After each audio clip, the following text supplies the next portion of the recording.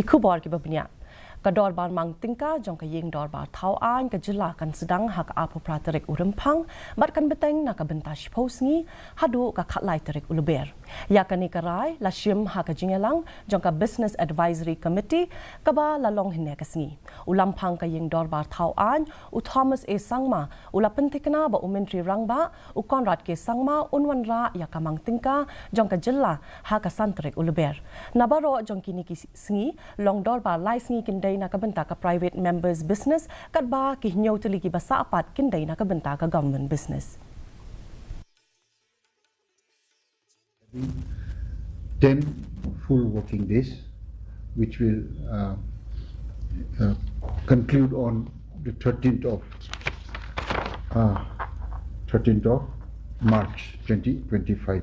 where we will have 3 private members business and there is 7